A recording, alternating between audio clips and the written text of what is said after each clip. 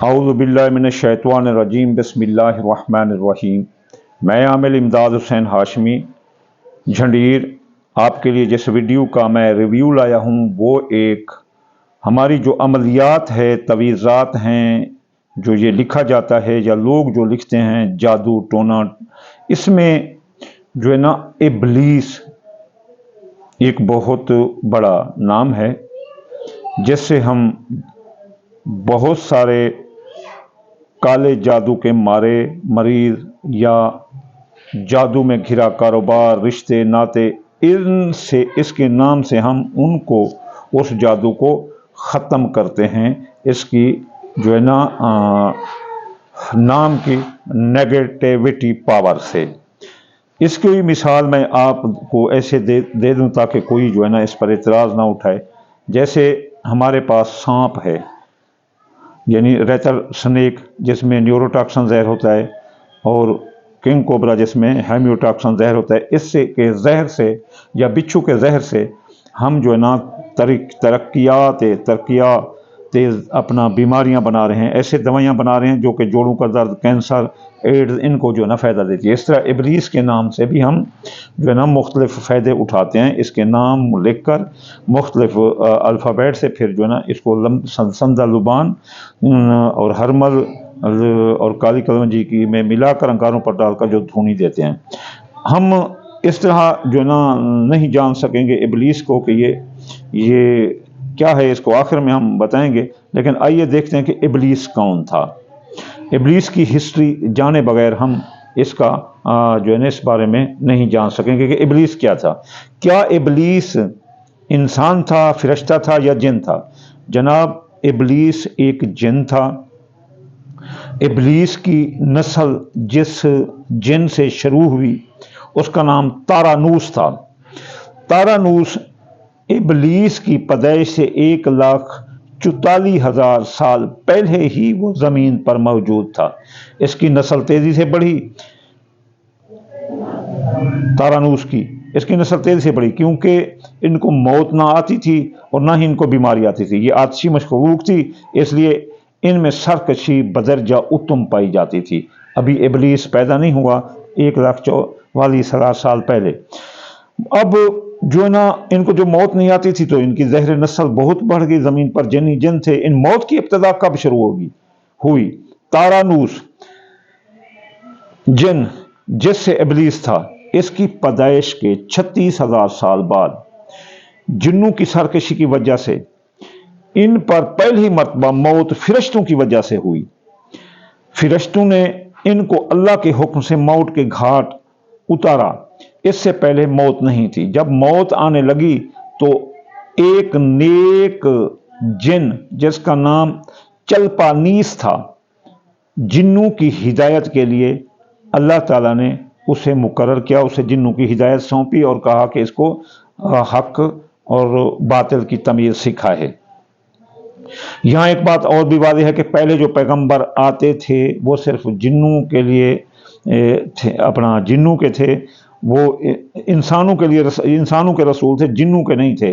यानी पहले 1,00,000 जो अपना 24,000 पैगंबर है मोहम्मद मुस्तफ़ा के अलावा वो अपने इंसानियत के थे, जिन्नों के जो है ना वो नहीं थे। सिर्फ मोहम्मद मुस्तफ़ा तमाम मखलूक़ात के रसूल हैं। जिस जिन को जिन्नों की हिदायत सौंपी गई वही शाह जिन्नात के नाम से मशहूर हुआ, यानी चलपानीस शाह जिन्नात ठहरा। आज भी हम जब वज़ाइफ चिल्ले या जिन्नों को काबू करने की जो भी वज़ाइफ करते हैं वो चलपानूस को लाजिम ही सामने रखते हैं। इसके बाद चलपानूस के बाद बामूस को जिन्नों की हिदायत सौंपी गई ताकि वो जिन्नों को हिदायत दे। बामूस के दौर में चलीपा और तलबीस ये जिन्नों की पैदाइश हुई। ये बहुत बहादुर जिन्नात थे। इनकी कौम चलपा को इसके शेर जैसे सर की वजह से जो है ना जानते थे और उसे शाशीन भी कहते थे। और उनका यकीन था जिन्नों का कि जब तक हमारे पास चलपा यानी शाशीन और तलबीस हैं उस वक्त तक हमें कोई नहीं हरा सकता। इस तरह इसमें जो चलीपा था, इसका सर ऐसे था जैसे शेर का होता है। تو اس کو وہ شاشین کہتے تھے، اس لیے جیسے ہمارے دین اسلام میں حضرت علی کرم اللہ وجہ کو اسد اللہ کا لقب ملا، اس طرح ان کو بھی اس طرح ملا تھا۔ ان دونوں کی وجہ سے جنات اب چلپا یعنی شاشین اور تلبیس، ان کی وجہ سے شیاطین آسمان کی طرف سفر کرنے لگ گئے۔ وہ پہلے آسمان، پھر دوسرے آسمان، پھر تیسرے آسمان پر جا کر شرارت کرتے تھے، اور شرارتیں کر کے مخلوقات خدا کندی کو قتل غارت یہ وغیرہ جو بھی رہتی تھی شرارتیں کر کے پھر بھاگ آتے تھے۔ ان دونوں کی وجہ سے جنات آسمان تک رسائی کرنے لگے۔ فرشتوں نے پھر ایک دن ان پر حملہ کر دیا اور ان کو ان کی شرارت کی وجہ سے موت کے گھاٹ اتار دیا اور ان کو مار دیا۔ اس حملے کے دوران جب ابلیس نے، کیونکہ یہ چلیپا اور تثبیس ان کا بیٹا تھا، جب ابلیس جس کا ہم ذکر کریں، جب اس نے دیکھا کہ حضرت اسرائیل علیہ السلام کو، تو فوراً یہ ابلیس سجدے میں گر گیا، اور ابلیس شروع سے یہ عقل مند چلاک اور مکار تھا، اس میں باپ کی بہادری یعنی شاشین یعنی چلیپا کے اور تسلیس یعنی ماں کی مکاری کوٹ کوٹ کر بھری ہوئی تھی۔ اس نے فرشتوں کے پاس جا کر باقاعدہ توبہ کا اعلان کیا اور فرشتوں سے فیض علم حاصل کرنے لگا۔ اس کے علم اور ریاضت اتنا وہ یہ علم میں گہرا چلا گیا کہ اس کے علم اور ریاضت، مراقبہ، مشقت، ہمت کا یہ عالم تھا کہ یہ پہلے آسمان پر عابد کے نام سے مشہور ہو گیا، دوسرے آسمان پر زاہد کے نام سے مشہور ہو گیا، تیسرے آسمان پر اس کا نام بلال ٹھہرا، چوتھے آسمان پر اسے والی کہنے لگے، اور جو ہے نا پانچویں آسمان پر اسے تقی کہنے لگے، اور چھٹے آسمان پر اس کا نام قبازان ٹھہرا۔ اب جو ساتواں آسمان بچا تھا یہ وہاں بھی پہنچ گیا۔ ساتویں آسمان میں یہ جو ہے نا بقائے نور میں رہتا تھا، لیکن اس وقت تک یہ بہت بڑا عالم بن چکا تھا۔ ساتویں آسمانوں کے فرشتوں کا جو ہے نا استاد، ساتویں آسمان کے فرشتوں کا استاد ٹھہرایا گیا، اور ان کا مدرس بھی ہوئی تھا، یہاں تک پہنچ کر ابلیس کے عبادت، ریاضت، تقوی اور محد ہونے کی انتہا کر دی ابلیس نے۔ کم و بیش وہ 30,000 سال تک مقربین فرشتوں کا سردار رہا، اور اس کے 10 تبلیغ کی مدت 20,000 سال تھی، اور فرشتوں کے ساتھ اس کے رہنے کی جو ہے نا مدت 80,000 سال ہے۔ اب ابلیس کو حکم ہوا کہ وہ دروغہ جنت یعنی رضوان کی معاونت کرو، اور اہل جنت کے فرشتوں کو اپنے علم و فضل سے بہراور کرو۔ یوں ابلیس کو جنت جانے کا پروانہ مل گیا، اور ابلیس دروغہ جنت رضوان کو اپنے علم سے بہراور فرمانے لگا، اور جنت کی کنجیوں کا مالک بن گیا، اور 40,000 سال تک جنت کا خزانچی رہا۔ یوں ہی جنت میں یعنی جب یہ جنت رضوان ہی کی جگہ تھی، جو ہی جنت رضوان کی جگہ تھی جہاں سے ابلیس نے اپنے دل میں بادشاہت اور رب بننے کے خواب دیکھنے لگا۔ ابلیس کے پاس اس وقت 7 اقلیم جنت دوزخ کا اختیار تھا۔ اس نے چپے چپے پہ عبادت و سجدے کیے تھے۔ یہاں پہلی بار ابلیس نے عاجزی سے بھٹکا اور خود کو بادشاہ بننے کے خواب دیکھنے لگا۔ کئی ایک فرشتوں کے سامنے اس نے اپنے رب بن جانے کی بات کی، ملائکہ کے انکار پر یہ چپ ہو گیا۔ یوں نظام چلتا رہا، لیکن اس نظام سے، اس ابلیس سے اللہ غافل نہیں تھا۔ پھر حضرت آدم علیہ السلام کو اللہ تعالیٰ نے تخلیق کرنے کا ارادہ کیا۔ جب حضرت آدم کو اللہ تعالیٰ نے تخلیق کرنے کا ارادہ کیا تو ابلیس حضرت آدم کو مرحلہ وار جزن اس کے پتلے کو بنتا دیکھتا رہا۔ مختلف اقسام کی مٹی لائی گئی، آدم کو بنایا گیا۔ جب وہ تخلیق ہو گیا تو اللہ اسے پتہ چلا کہ یہ اللہ کا نائب اور خلیفہ بننے والا ہے، تو اس نے واہ ویلا ہال دھاڑ مچا دی کہ اسے کیوں بنا رہے ہو، میں تو اس سے بہتر ہوں، میری عبادتیں اتنا زیادہ ہیں، اور میں تو اس سے کئی آگ سے ہوں، اور یہ مٹی سے ہے، میں اس سے کئی گنا بہتر ہوں۔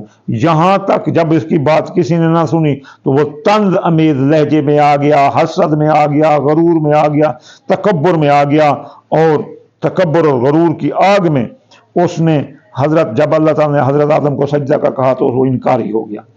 یہاں پر ابلیس نے اللہ تعالیٰ سے کہا، اللہ تعالیٰ نے کہا کہ نکل جا یہاں سے مردود، اور نکل جا۔ تو ابلیس نے کہا کہ اللہ مجھے میری عبادت کا صلہ دے، تو اللہ نے کہا جا میں تجھے ایک محدود مدت تک زندہ رکھتا ہوں۔ تو ابلیس نے کہا کہ میں تیری بنی آدم کی اولاد کو بھٹکاتا رہوں گا۔ اللہ تعالیٰ نے کہا کہ جو نیک اور تقوی پر ہوگا وہ کبھی بھی نہیں بھٹکے گا، تو میں جو ہے نا تو جا، تجھے جو ہے نا اجازت ہے بھٹکاتا رہے، اور میں بھی انشاءاللہ تعالیٰ جو توبہ کرتا رہے گا میں اس کو جو ہے نا بخش دیا کروں گا۔ اب جو ہے نا ابلیس آدم کی اولاد کو بھٹکانے کے لیے چلا آیا۔ اب ابلیس کے 5 ساتھی ہیں جو کہ انسانوں کو بھٹکانے میں لگے ہیں، اور جن میں سب سے پہلے کا نام ہے سبر سے بے سبر۔ اس کے ذمہ مصیبتوں کا کاروبار، جس میں انسان حال کرتا ہے میں مر گیا، میں یہ ہو گیا، میں وہ ہو گیا، واویلا مچاتے ہیں، منہ پر تماچے مارتے ہیں اور جہلیت کے نعرے لگاتے ہیں۔